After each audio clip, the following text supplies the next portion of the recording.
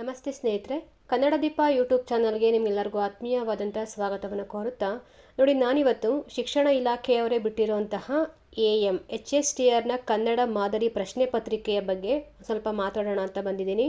ಇದಕ್ಕೆ ಸಂಬಂಧಪಟ್ಟಿರುವಂಥ ಪಠ್ಯಕ್ರಮವನ್ನು ನೋಡಿದ್ದೀರಾ. ಹಾಗೆ ಯಾವ ಬುಕ್ಸ್ನ ರೆಫರ್ ಮಾಡಬೇಕು ಅಂತ ಅವರೇ ಒಂದಷ್ಟು ಲೀಸ್ಟ್ ಕೂಡ ಕೊಟ್ಬಿಟ್ಟಿದ್ದಾರೆ, ಇಂತಿಂಥ ಬುಕ್ಸ್ಗಳನ್ನೇ ಓದಿ ಅಂತ. ಅದನ್ನು ನೋಡಿರ್ತೀರ. ಎರಡೂ ನೋಡಿ ಒಂದು ಸ್ವಲ್ಪ ಕನ್ಫ್ಯೂಸ್ ಆಗಿರುತ್ತೆ, ಇಷ್ಟೊಂದೆಲ್ಲ ಓದಬೇಕಾ ಅಂತಲೂ ಕೂಡ ಅನಿಸಿರುತ್ತೆ. ಮತ್ತು ನಾವು ಇಷ್ಟು ದಿನ ಓದಿರೋದು ಯಾವ ಬುಕ್ಕು, ಅದು ಯೂಸ್ ಆಗಲ್ವಾ ಅಂತ ನಿಮ್ಗೆ ಏನಾದರೂ ಡೌಟ್ ಬಂದಿದ್ರೆ ನಿಜವಾಗ್ಲೂ ಅದು ಖಂಡಿತ ಯೂಸ್ ಆಗುತ್ತೆ. ನೋಡಿ, ಆಥರ್ಗಳು ಏನು ಮಾಡ್ತಾರೆ, ಅವ್ರಿಗೆ ಯಾವ ರೀತಿ ಅರ್ಥ ಆಗಿರುತ್ತೋ ಆ ಥರ ಬುಕ್ಸ್ಗಳನ್ನ ಬರೀತಾರೆ. ವಿಷಯಾಂಶ ಒಂದೇ, ಹೇಳೋ ವಿಧಾನ ಬೇರೆ ಇರುತ್ತೆ. ಈಗ ನಾನು ಕನ್ನಡ ಸಾಹಿತ್ಯ ಚರಿತ್ರೆ ಬಗ್ಗೆ ಮಾತಾಡ್ತೀನಿ, ಬೇರೆಯವರು ಕೂಡ ಅದ್ರ ಬಗ್ಗೆ ವಿಡಿಯೋ ಮಾಡ್ತಾರೆ. ನಿಮಗೆ ಯಾವ್ದು ಅರ್ಥ ಆಗುತ್ತೋ ಆ ಕ್ಲಾಸ್ಗಳನ್ನ ಕೇಳ್ತೀರಾ ಅಲ್ವಾ. ನಾನು ಮಾಡೋದು ನಿಮಗೆ ಅರ್ಥ ಆಗ್ಬೋದು, ಕೆಲವ್ರಿಗೆ ನೀವು ಕೇಳ್ತೀರಾ, ಕೆಲವರಿಗೆ ನಾನು ಮಾಡೋದು ಅರ್ಥ ಆಗೋದಿಲ್ಲ, ಬೇರೆಯವ್ರ ಕ್ಲಾಸ್ಗಳನ್ನ ಕೇಳ್ತೀರಾ ಅಲ್ಲ. ಹಾಗಾಗಿ ಒಂದು ವಿಷಯನ ನಾವು ಎಷ್ಟು ಚೆನ್ನಾಗಿ ನಾವು ಅರ್ಥ ಮಾಡ್ಕೊಂಡಿದ್ದೀವೋ ಅಂಥ ಕೃತಿಗಳನ್ನ ನಾವು ಓದ್ತೀವಿ. ಹಾಗಾಗಿ ಇವ್ರು ಕೊಟ್ಟಿರೋಂಥ ಬುಕ್ಸ್ಗಳನ್ನ ನೋಡಿ ಭಯ ಪಡೋವಂಥ ಅವಶ್ಯಕತೆ ಏನಿಲ್ಲ. ಯಾಕಂದರೆ ನಾವು ರಮ್ಶ್ರೀ ಮುಗುಳಿಯವ್ರ ಬುಕ್ನ ಡೇ ಒನ್ನಿಂದನೂ ಓದ್ಕೊಂಡೇ ಬಂದಿದ್ದೀವಲ್ವ. ಸಾಹಿತ್ಯ ಚರಿತ್ರೆ ಅಂದ್ರೇ ಅದು ರಮ್ಶ್ರೀ ಮುಗುಳಿಯವರ ಬುಕ್ಕು, ಅದು ಜನಪ್ರಿಯವಾಗಿರೋಂಥ ಬುಕ್ಕು, ಓದಿರ್ತೀವಿ. ಇನ್ನು ಕಾವ್ಯ ಮೀಮಾಂಸೆ ಅಂದರೆ ತೀನಂ ಶ್ರೀಕಂಠಯ್ಯವ್ರ ಬುಕ್ನೇ ನಾವು ರೆಫರ್ ಮಾಡಬೇಕು. ಎಲ್ಲರೂ ಸಜೆಸ್ಟ್ ಮಾಡೋದು ಅದೇ ಇರೋಂತಹ ಜೆನ್ಯೂನ್ ಬುಕ್ಕು ನನ್ನ ಪ್ರಕಾರ, ನಾನು ಓದಿದಂಗೆ. ಓಕೆನಾ, ಅವೆರಡನ್ನ ಕೊಟ್ಟಿದ್ದಾರೆ. ಇನ್ನು ಅವ್ರದ್ದೇ ವ್ಯಾಕರಣ ಬುಕ್ಕು ಕೂಡ ಇದೆ, ಶಬ್ದಮಣಿ ದರ್ಪಣ. ಹಳಗನ್ನಡ ವ್ಯಾಕರಣದ ಬಗ್ಗೆ ನಾವು ಸ್ವಲ್ಪ ಡೆಪ್ತಾಗಿ ಬೇಕು ಅಂತಂದರೆ ಇಂತಿಂಥ ಮೇನ್ ಆಥರ್ ಬರೆದಿರೋಂಥ ಕೃತಿಗಳನ್ನೇ ಓದ್ಕೊಬೇಕಾಗುತ್ತೆ. ಇಲ್ಲ ನನಗೆ ಅದೆಲ್ಲ ಬೇಡ ಅಂತಂದರೆ ಈ ಕೈಪಿಡಿ ಥರ ಸಿಗುತ್ತಲ್ಲ ಆ ಬುಕ್ಸ್ಗಳನ್ನ ಸ್ವಲ್ಪ ರೆಫರ್ ಮಾಡ್ಕೊಳ್ಳಿ. ನಾನು ಅದನ್ನು ರೆಫರ್ ಮಾಡಲ್ಲ, ಯಾಕಂದರೆ ಎಲ್ಲನೂ ಡೀಟೇಲಾಗಿ ಓದಬೇಕಲ್ವ. ಸೊ ಇವಾಗ ಸ್ವಲ್ಪ ಟೈಮ್ ಕಮ್ಮಿ ಇರೋದ್ರಿಂದ ನೀವು ಆ ಥರ ಹಳಗನ್ನಡಕ್ಕೆ ಸಪ್ರೇಟ್ ಆಗಿರೋಂಥ ಯಾವ್ದಾದ್ರು ಬುಕ್ ಸಿಕ್ಕಿದ್ರೆ ಅದನ್ನು ರೆಫರ್ ಮಾಡಿ. ಇದೆಲ್ಲ ಸ್ವಲ್ಪ ದೊಡ್ಡ ದೊಡ್ಡ ಬುಕ್ಗಳು, ಓದೋದಕ್ಕೆ ಸ್ವಲ್ಪ ಇವಾಗ ಕಷ್ಟ ಆಗ್ಬೋದು. ಓದಿದ್ರು ನಿಮಗೆ ಫಸ್ಟ್ ಟೈಮ್ ಓದ್ತಾ ಇದ್ರೆ ಅರ್ಥ ಆಗ್ದಲೇ ಇರ್ಬೋದು.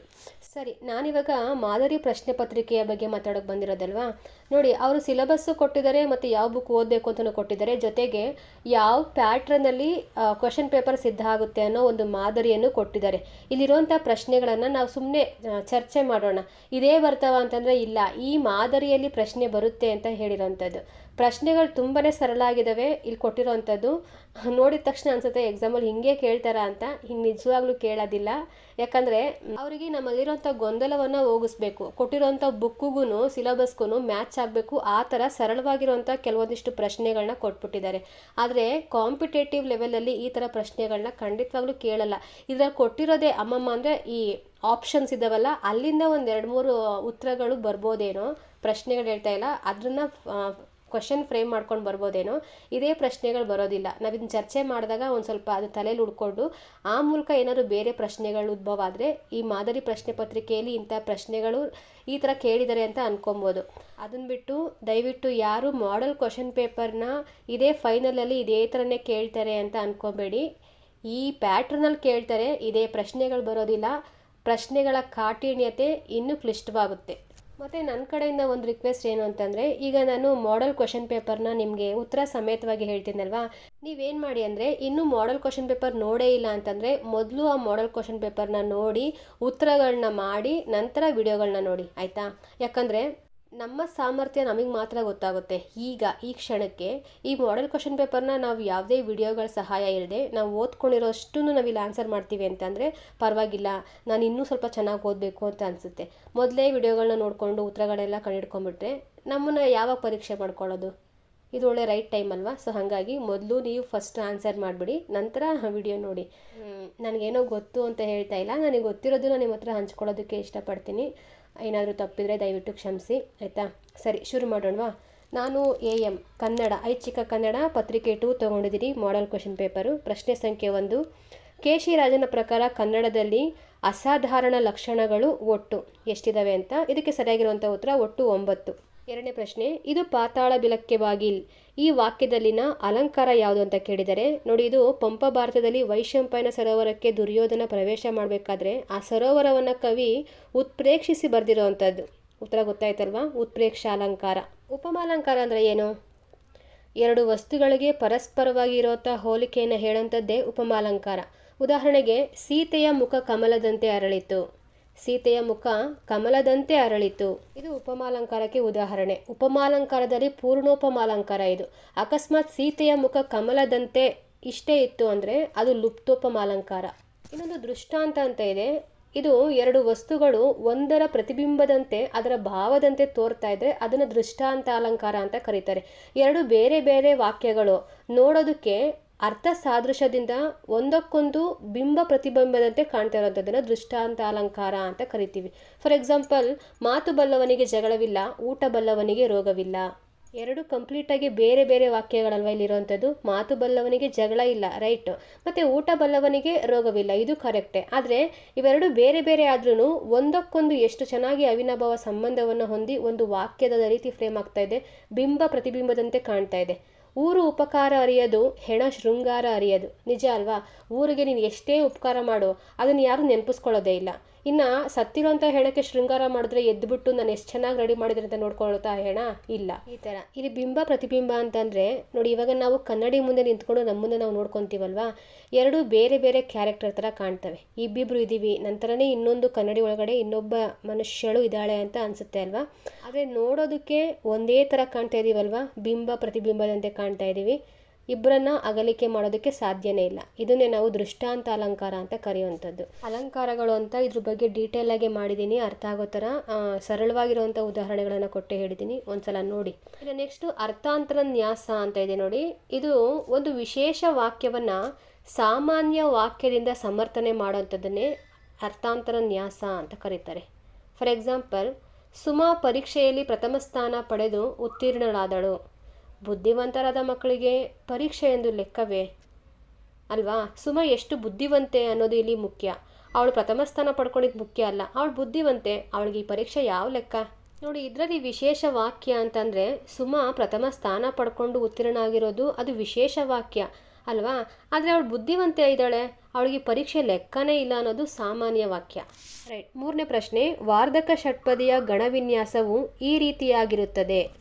ವಾರ್ಧಕ ಷಟ್ಪದಿ ಕೇಳಿದರೆ ಷಟ್ಪದಿಯಲ್ಲೇ ದೊಡ್ಡ ಷಟ್ಪದಿ, ವಾರ್ಧಕ ಷಟ್ಪದಿ, 5 ಮಾತ್ರೆಯ 4 ಗಣಗಳು ಬರ್ತವೆ ಮೊದಲ ಸಾಲಲ್ಲಿ ಹೇಳ್ತಾ ಇರೋವಂಥದ್ದು. ಹಾಗಾಗಿ ಇಲ್ಲಿ ಸರಿಯಾಗಿರುವಂಥ ಉತ್ತರ 5 ಮಾತ್ರೆಗಳಿಗೆ ಗಣ ವಿಭಾಗ ಅಂತ ಇದೆಯಲ್ವಾ, ಆಪ್ಷನ್ 1 ಅದು ಸರಿಯಾಗಿರುವಂಥದ್ದು. ಮಿಕ್ಕಿರೋಂಥದ್ದು 4 ಮಾತ್ರೆಗಳಿಗೆ ಗಣವಿನ್ಯಾಸ ಅಂತ ಇದೆಯಲ್ವಾ, ಇದು ಶರ ಷಟ್ಪದಿ. 4 ಮಾತ್ರೆಯ 2 ಗಣಗಳು ಮೊದಲ ಸಾಲಲ್ಲಿ ಹೇಳ್ತಾ ಇರೋಂಥದ್ದು. ನೆಕ್ಸ್ಟ್ 3 ಮಾತ್ರೆ 4 ಮಾತ್ರೆಗಳಿಗೆ ಗಣ ವಿಭಾಗ ಅಂತ ಇದೆಯಲ್ವಾ, 3 4 3 4 ಇದು ಭಾಮಿನಿ ಷಟ್ಪದಿಯಲ್ಲಿ ಬರುವಂಥದ್ದು. 3 ಮಾತ್ರೆಗಳಿಗೆ ಗಣ ವಿಭಾಗ ಬರುವಂಥದ್ದು ಭೋಗ ಷಟ್ಪದಿಯಲ್ಲಿ. ಇದು ಆರ್ಡರ್ ವೈಸಾಗಿ ಶರಕುಸುಮ ಭೋಗ ಭಾಮಿನಿ ಪರಿವರ್ಧಿನಿ ವಾರ್ಧಕ ಗಣವಿನ್ಯಾಸದಲ್ಲಿ ಇದೇ ಆರ್ಡರ್ ವೈಸಾಗಿ ನೆನಪಲ್ಲಿಟ್ಕೊಬೇಕು. 4ನೇ ಪ್ರಶ್ನೆ, ಶ್ರೀ ರಾಮಾಯಣ ದರ್ಶನಂ ಕುವೆಂಪು ಅವರದು ಮಹಾಕಾವ್ಯದಲ್ಲಿ ಕಂಡುಬರುವ ರಗಳೆ ಯಾವುದು ಅಂತ ಕೇಳಿದರೆ ಆಪ್ಷನ್ 4 ಸರಳ ರಗಳೆ. ತುಂಬ ಈಸಿಯಾಗಿದೆಯಲ್ವ ಪ್ರಶ್ನೆಗಳು.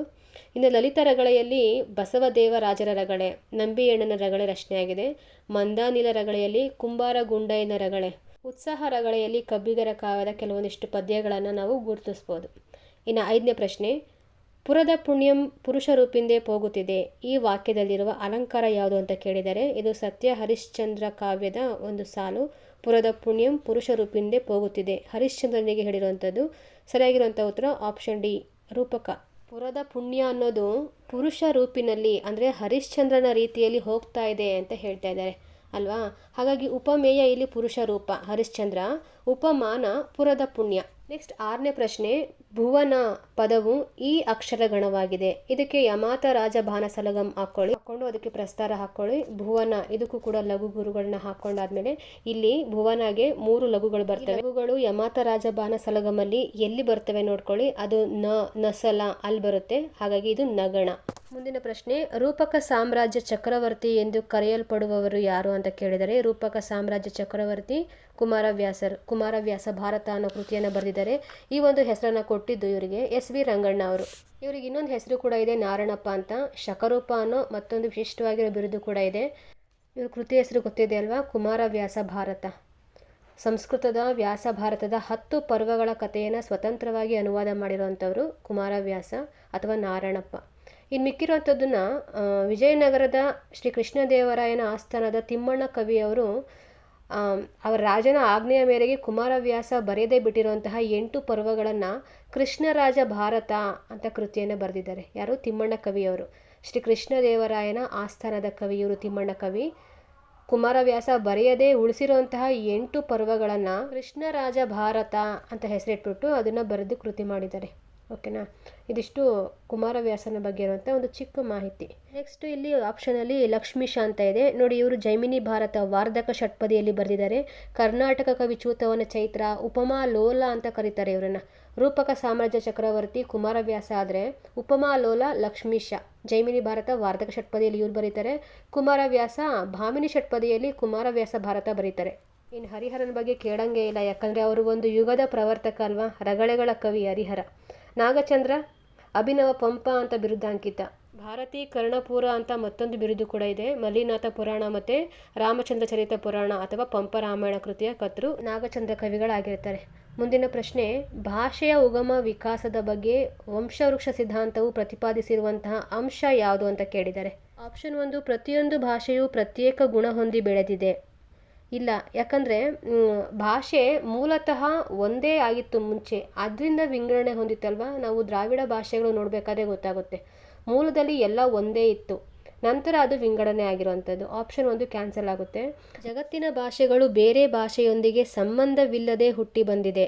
ಇಲ್ಲ, ಸಂಬಂಧ ಇತ್ತು. ಆದಿಯಲ್ಲಿ ಒಂದೇ ಭಾಷೆಯಿಂದ ಹಲವು ಭಾಷೆಗಳು ಹುಟ್ಟಿ ಬಂದಿವೆ. ಇದು ಸರಿಯಾಗುತ್ತೆ. ಆದಿಯಲ್ಲಿ ಒಂದೇ ಭಾಷೆಯಿಂದನೇ ಎಲ್ಲ ಭಾಷೆಗಳು ಹುಟ್ಟೋದಕ್ಕೆ ಕಾರಣ ಆಗಿರುವಂಥದ್ದು. ಹಾಗಾಗಿ ಆಪ್ಷನ್ 3 ಸರಿಯಾಗಿರುವಂಥ ಉತ್ತರ. ಮುಂದಿನ ಪ್ರಶ್ನೆ, ಮಾತು ಬಲ್ಲವನಿಗೆ ಜಗಳವಿಲ್ಲ, ಊಟ ಬಲ್ಲವನಿಗೆ ರೋಗವಿಲ್ಲ. ಈ ವಾಕ್ಯದ ಅಲಂಕಾರ ಯಾವುದು ಅಂತ ಕೇಳಿದರೆ, ಇದನ್ನು ಆಗಲೇ ಹೇಳಿದೆ ಅಲ್ವಾ, ದೃಷ್ಟಾಂತ ಅಲಂಕಾರಕ್ಕೆ ಬರುತ್ತೆ ಅಂತ. ನೆಕ್ಸ್ಟ್, ಕವಿಯು ಯಾವ ವಸ್ತುವನ್ನು ಕುರಿತು ವರ್ಣಿಸುತ್ತಾನೆಯೋ ಅದನ್ನು ಹೀಗೆನ್ನುವರು. ಉಪಮೇಯ ಅಂತೀವಿ. ಕವಿಯು ಯಾವ ವಸ್ತುವನ್ನು ವರ್ಣಿಸುತ್ತಾನೆಯೋ ಅದನ್ನು ವರ್ಣ್ಯ ಅಥವಾ ಉಪಮೇಯ ಅಂತ ಕರಿತೀವಿ. ಯಾವ ವಸ್ತುವನ್ನು ಆಧಾರವಾಗಿಟ್ಕೊಂಡು ಅಥವಾ ಮಾನದಂಡವಾಗಿಟ್ಕೊಂಡು ವರ್ಣಿಸ್ತಾ ಇದ್ದಾನೋ ಅದನ್ನು ಉಪಮಾನ ಅಂತ ಕರೆಯುವಂಥದ್ದು. ಉಪಮೇಯ ಮತ್ತು ಉಪಮಾನಗಳಿಗೆ ಸಂಬಂಧವನ್ನು ಕಲ್ಪಿಸುವಂಥ ಪದವನ್ನು ಉಪಮಾವಾಚಕ ಅಂತ ಕರಿತೀವಿ.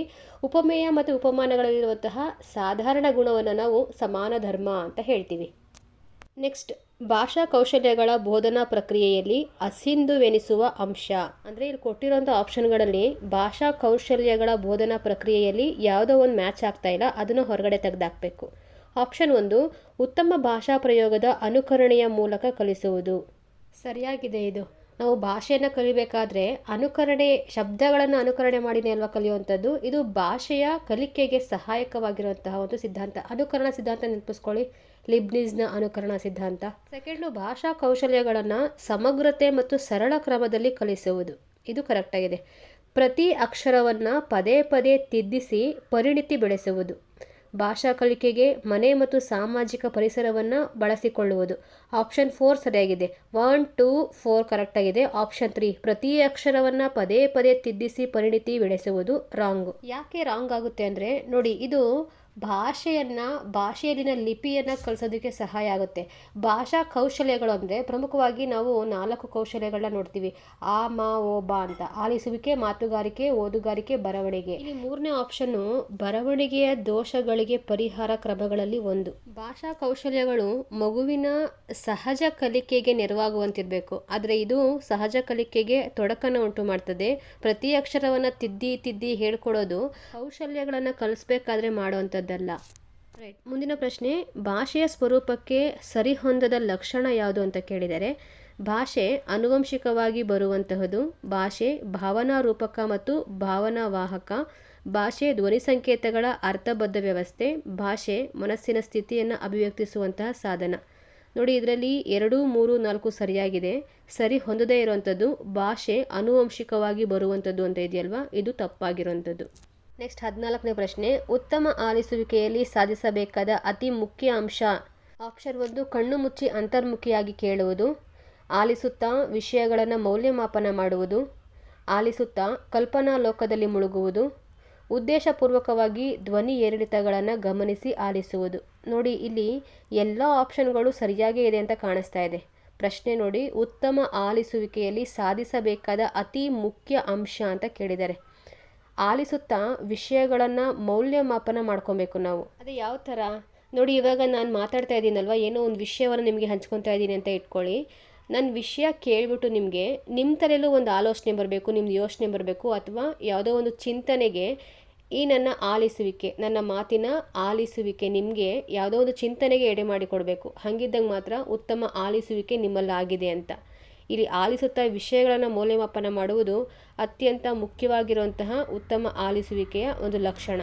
ನೆಕ್ಸ್ಟ್, ಉತ್ತಮ ರೀತಿಯ ಮೌನ ವಾಚನದಲ್ಲಿ ಒಳಗೊಳ್ಳದ ಅಂಶ ಕೇಳಿದರೆ ಆಸಕ್ತಿಯಿಂದ ಉದ್ದೇಶಪೂರ್ವಕವಾಗಿ ಓದುವುದು, ಪದೇ ಪದೇ ಓದಿ ಕಂಠಪಾಠ ಮಾಡುವುದು, ಮೌನವಾಗಿ ಇಡಿಯಾಗಿ ಓದಿ ಗ್ರಹಿಸುವುದು, ಅರ್ಥ ಗ್ರಹಿಸುತ್ತಾ ಏಕಾಗ್ರತೆಯಿಂದ ಓದುವುದು. ನೋಡಿ, ಇದು ತುಂಬ ಈಸಿಯಾಗಿದೆ. ಪದೇ ಪದೇ ಓದಿ ಕಂಠಪಾಠ ಮಾಡುವುದು ಮೌನ ವಾಚನದಲ್ಲಿ ಒಳಗೊಳ್ಳದ ಅಂಶ. ಮೌನ ವಾಚನ ಅಂದ್ರೇ ಅದೊಂದು ಮಾನಸಿಕ ಕ್ರಿಯೆ, ಭಾವ ಮತ್ತು ಅರ್ಥ ಪ್ರಧಾನವಾಗಿರುವಂಥದ್ದು ಅಲ್ವಾ. ಧ್ವನ್ಯಂಗಗಳಿಗೆ ಇಲ್ಲಿ ಯಾವುದು ಕೆಲಸನೇ ಇರೋದಿಲ್ಲ. ಅರ್ಥಗ್ರಹಿಕೆಯನ್ನು ಹೆಚ್ಚಾಗಿ ಮಾಡಿಕೊಂಡು ಓದುವಂಥದ್ದು ಈ ಮೌನ ಗ್ರಹಿಕೆ. ಹಾಗಾಗಿ ಈ ಮೌನ ವಾಚನದಲ್ಲಿ ಪದೇ ಪದೇ ಓದಿ ಕಂಠಪಾಠ ಮಾಡುವಂಥದ್ದನ್ನು ಉತ್ತೇಜಿಸೋದಿಲ್ಲ. ಆಪ್ಷನ್ 2 ಇದಕ್ಕೆ ಒಳಗೊಳ್ಳದ ಅಂಶ. ನೆಕ್ಸ್ಟ್ 16ನೇ ಪ್ರಶ್ನೆ, ಮಕ್ಕಳ ಶಾಬ್ದಿಕ ಭಾಷೆಯ ಬೆಳವಣಿಗೆ ಪ್ರಕ್ರಿಯೆಯಲ್ಲಿ ಅತ್ಯಂತ ಹೆಚ್ಚು ಪ್ರಭಾವ ಬೀರುವ ಅಂಶ ಯಾವುದು ಅಂತ ಕೇಳಿದ್ದಾರೆ.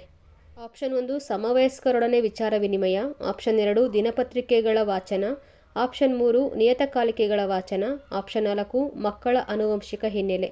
ಇದಕ್ಕೆ ಸರಿಯಾಗಿರುವಂಥ ಉತ್ತರ ಸಮವಯಸ್ಕರೊಡನೆ ವಿಚಾರ ವಿನಿಮಯ. ಇಲ್ಲಿ ಕೊಟ್ಟಿರುವಂಥ ಆಪ್ಷನಲ್ಲಿ ಎಲ್ಲವೂ ಸರಿಯಾಗೇ ಇದೆ, ಆದರೆ ಹೆಚ್ಚು ಪ್ರಭಾವ ಬೀರುವಂತಹ ಅಂಶಗಳನ್ನ ನಾವು ಬರಿಬೇಕಾಗಿರುವಂಥದ್ದಲ್ವಾ. ಆಪ್ಷನ್ 1 ಸರಿಯಾಗಿದೆ. ದಿನಪತ್ರಿಕೆಗಳ ಮೂಲಕನೂ ಮಕ್ಕಳ ಶಾಬ್ದಿಕ ಭಾಷೆಯ ಬೆಳವಣಿಗೆ ಹೆಚ್ಚಾಗುತ್ತೆ, ಆದರೆ ಅದು ಒನ್ ವೇ ಕಮ್ಯುನಿಕೇಷನ್. ನಾವು ಓದಿದ್ರೆ ಮಾತ್ರ ನಮ್ಗೆ ಅರ್ಥ ಆಗುತ್ತೆ. ನಿಯತಕಾಲಿಕೆಗಳು ಕೂಡ ಹಾಗೇನೆ. ಮಕ್ಕಳ ಆನುವಂಶಿಕ ಹಿನ್ನೆಲೆ ಇಲ್ಲ. ನೋಡಿ, ಮಗು ತಾನಿರುವಂಥ ಪರಿಸರದ ಜನರು ಆಡುವಂತಹ ಭಾಷೆಯ ಅನುಕರಣೆಯಿಂದ ಕಲ್ತ್ಕೊತಾರೆ ಅಲ್ವಾ. ಈಗ ಹುಟ್ಟಿದಾಗಿಂದ ನಾವು ಏನು ಭಾಷೆ ಕಲ್ತಿರ್ತೀವಲ್ಲ ಅದೇ ಭಾಷೆಯೇ ನಮ್ಮ ಮಕ್ಕಳು ಕೂಡ ಮಾತಾಡ್ತಾರೆ.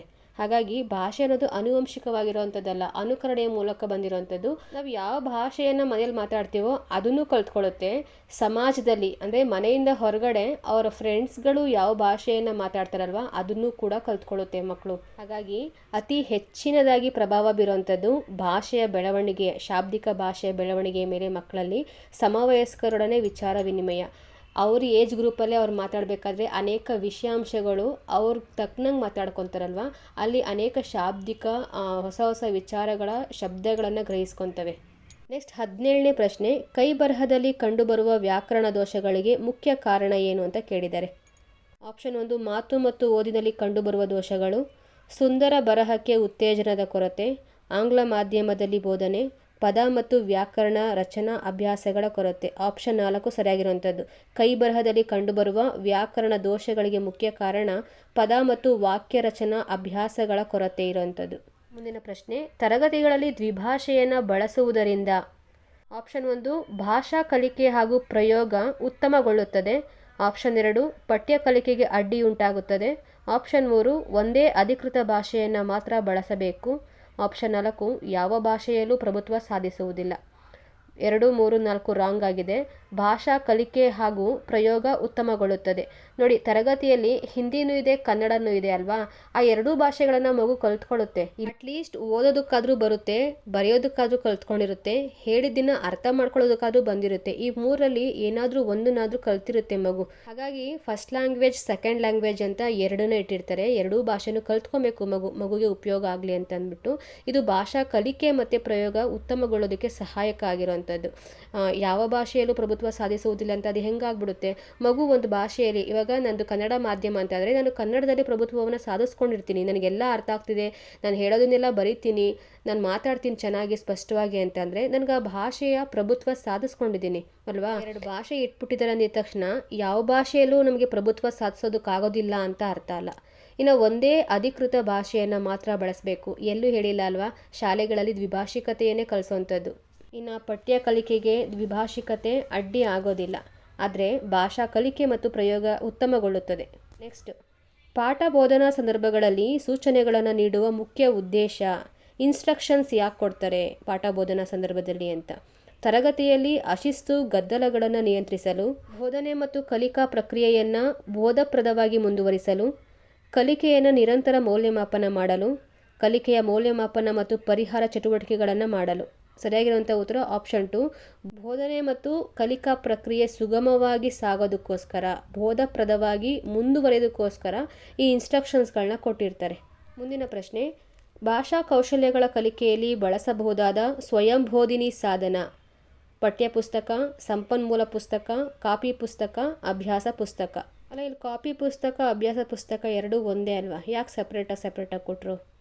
ಆಪ್ಷನ್ 4 ಅಭ್ಯಾಸ ಪುಸ್ತಕ ಅಂತಲೇ ಇಟ್ಕೊಳ್ಳಿ, ಯಾಕಂದರೆ ಕನ್ನಡ ಅಲ್ವಾ, ಸೊ ಹಾಗಾಗಿ ಆಪ್ಷನ್ 4 ಅಭ್ಯಾಸ ಪುಸ್ತಕ. ನೆಕ್ಸ್ಟ್ 21ನೇ ಪ್ರಶ್ನೆ, ವಿದ್ಯಾರ್ಥಿಯೊಬ್ಬನ ಉಚ್ಚಾರ ಹಾಗೂ ಧ್ವನಿ ಪರೀಕ್ಷೆಗಳಲ್ಲಿನ ದೋಷಗಳ ಪರಿಹಾರಕ್ಕೆ ಬಳಸಬಹುದಾದ ವಿಶಿಷ್ಟ ಸಾಧನ ಯಾವುದು ಅಂತ ಕೇಳಿದರೆ ಧ್ವನಿ ಮುದ್ರಣ, ಕ್ರಿಯಾ ಸಂಶೋಧನೆ, ಭಾಷಾ ಕೊಠಡಿ, ಭಾಷಾ ಪ್ರಯೋಗಾಲಯ.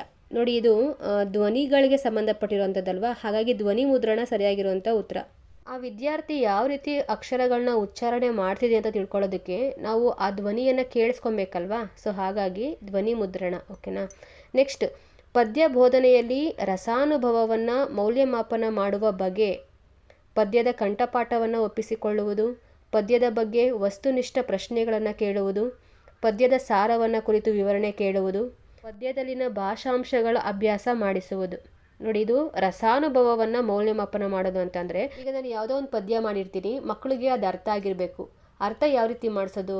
ಆ ಪದ್ಯದಲ್ಲಿರುವಂತಹ ಪದಗಳು ಕಣ್ಣಿಗೆ ಕಟ್ಟುವಂಥ ರೀತಿಯಲ್ಲಿ ಅವ್ರು ಇಮ್ಯಾಜಿನ್ಗೆ ಹೋಗ್ಬಿಡ್ಬೇಕು. ಆ ಥರ ಪದ್ಯ ಮಾಡಿದರೆ ರಸದ ಅನುಭವ ಆಗುತ್ತೆ. ಪ್ರಕೃತಿಯ ವರ್ಣನೆ ಮಾಡ್ತಾ ಇದ್ದೀನಿ ಅಂತಂದರೆ ಆ ಪ್ರಕೃತಿಯ ಜಾಗಕ್ಕೆ ಮಕ್ಕಳು ಮನಸ್ಸು ಆಲ್ರೆಡಿ ಹೋಗ್ಬಿಟ್ಟಿರಬೇಕು.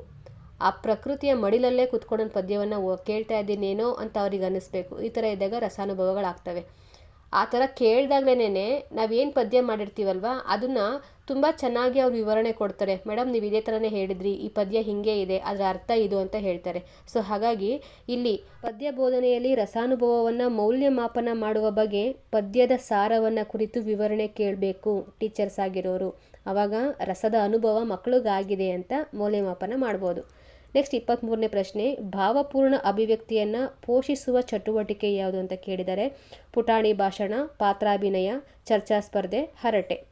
ಭಾವಪೂರ್ಣ ಅಭಿವ್ಯಕ್ತಿಯನ್ನು ಪೋಷಿಸುವಂಥ ಚಟುವಟಿಕೆ ಪಾತ್ರಾಭಿನಯ. ಈ ಕಾಂಪಿಟೇಷನ್ಸಲ್ಲಿ ರಾಣಿ ಚೆನ್ನಮ್ಮ, ಭಗತ್ ಸಿಂಗ್, ಸುಭಾಷ್ ಚಂದ್ರ ಬೋಸ್, ಬಸವಣ್ಣ ಇವ್ರದ್ದೆಲ್ಲ ಡ್ರೆಸ್ಗಳು ಹಾಕ್ಕೊಂಡು ಮಾತಾಡ್ತಾರಲ್ವ, ಅವರು ಆ ಪಾತ್ರಗಳಿಗೆ ಹಾಕಿರೋಂಥ ಪಾತ್ರಗಳಿಗೆ ಜೀವ ತುಂಬಿ ಡೈಲಾಗ್ಸ್ಗಳನ್ನ ಹೇಳಬೇಕಾದ್ರೆ ನಿಜವಾಗ್ಲೂ ಆ ವಿದ್ಯಾರ್ಥಿ ಅಲ್ಲ, ಆ ಪಾತ್ರನೇ ಮಾತಾಡ್ತಿದ್ಯೇನೋ ಅನ್ನೋ ರೀತಿಯಲ್ಲಿ ನಮಗೆ ಭಾಸ ಆಗುತ್ತೆ.